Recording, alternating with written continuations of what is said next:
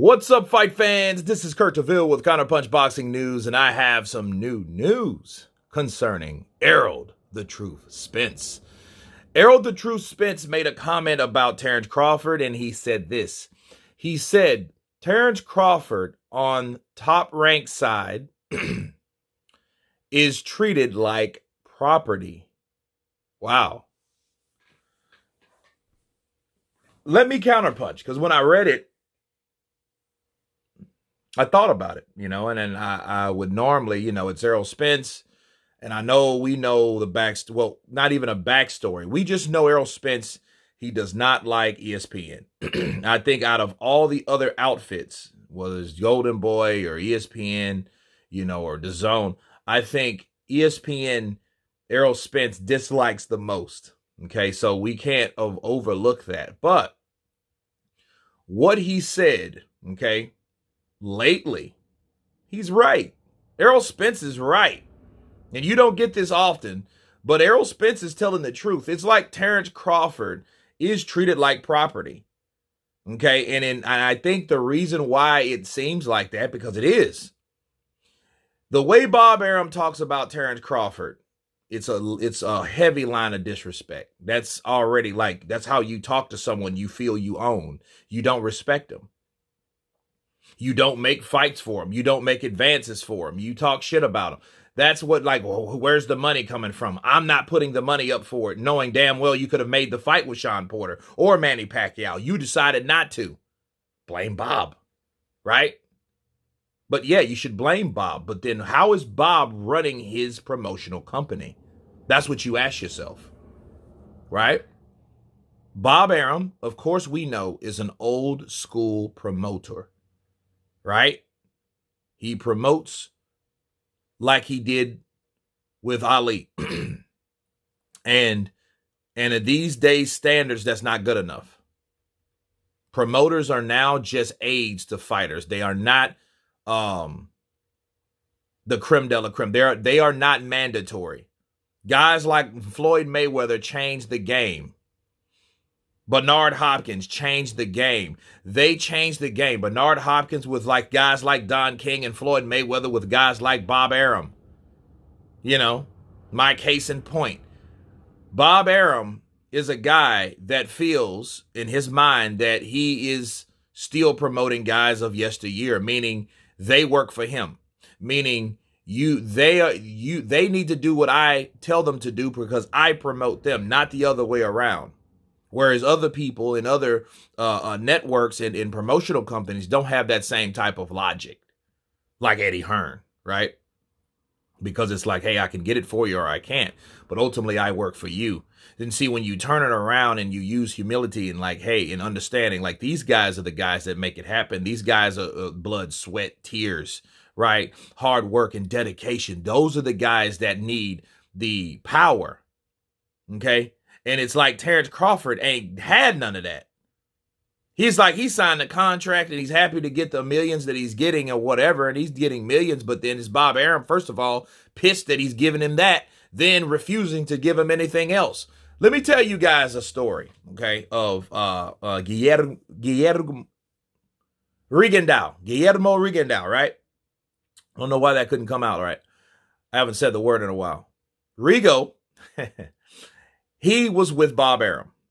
Rigo, of course, was undefeated until he was beaten by Lomachenko, but by that time, he wasn't even with Bob Arum. But while he was with Bob Arum called him boring. Bob Arum called him, hey, he's not promotable. He doesn't speak English and this and that and the other. And I'm thinking to myself, what the fuck did you sign him for? You knew he was Cuban when you signed him. You knew his first language was Spanish when you signed him.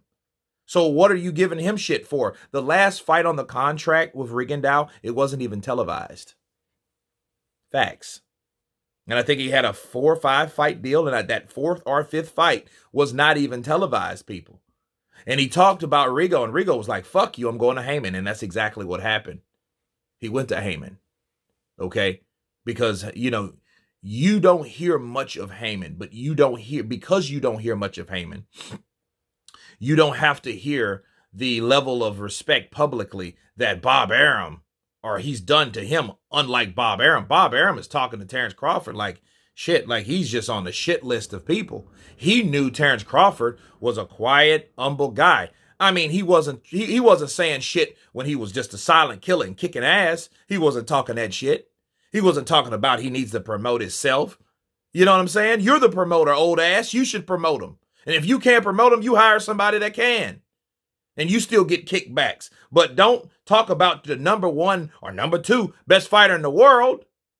And he had Lomachenko too. So at the end of the day, he never said that about Lomachenko. So from everybody that can say, hey, you know what? Bob Arum might be racist. Well, I mean, can I argue with you? No, I cannot. I can't argue with you with that, because it's like, if you treat one guy one way and then another guy a totally different way, that guy lost. Lomachenko lost. He ain't talking to Lomachenko like that, on top of promoting Lomachenko more and better. You know what I mean? And you want to talk about Lomachenko's numbers. I mean, it wasn't that fucking good or great anyway. Right? I don't know them off the top of my head, but they wasn't just this soaring numbers that have, Bob Arum saying, he's selling out the seats. Okay? So, like, back to Errol. He's running like that? Yeah, he's right. Bob Arum is running his shit like that. Like he owns Terence Crawford. You know what I mean? And the thing, here's the problem with Terence Crawford. He's not outspoken like that. Now, he has said, hey, you can release me from my contract right now, but I would have been left Bob Arum. I would have left him last year in the pandemic. Fuck you. Here's your money. I would have pulled an Andy Ruiz or Floyd Mayweather. I would have got out of there. You know what I mean? Here, take this shit and kiss my ass. Have a good life, Bob. See you on the other side, motherfucker. You know what I mean? Because it's like, with him, all the money he's made for Bob Arum, and Bob Arum is talking shit because the sales are not what they're supposed to be. And speaking of the pandemic, what did you think people's numbers were going to do anyway? Bob Arum expects people to still be buying fights and shit and going here and going there when the pandemic's around. And that's when he was talking the bulk of his shit, during the pandemic. And he didn't realize with his old fossil brain that, like, maybe they're like this because of a what? Pandemic. So you're going to use the pandemic to start talking about the number one pound for pound fighter? So guys like Errol Spence, is like the rival guy, is going to have something to say, especially when he's where he needs to be. But let me counterpunch. Let me talk about Errol Spence for a minute. Errol Spence ain't had sunshines and rainbows over at PBC and Al Heyman either.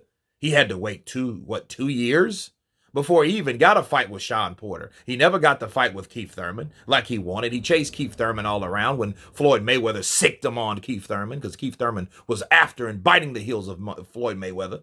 Okay? But so the thing is, Errol Spence had to wait his turn too. So it ain't like everything was just given to him when he was at the PBC. He had to wait in line behind a whole bunch of other guys that were already there. Danny Garcia, Sean Porter, Keith Thurman. Those guys were already there. Of course, Floyd, he was around at that time still when Errol Spence was a novice, turning from a novice to a prospect, okay? But still, he wanted things back then he couldn't get. He had to wait too. But with Bob, Terence Crawford's been there. Terence Crawford's shown and expressed and labeled himself the pound for pound greatest. Proved himself that he was the best. And you gonna do that to that fighter? Yeah, he's absolutely right. He's treating him like property.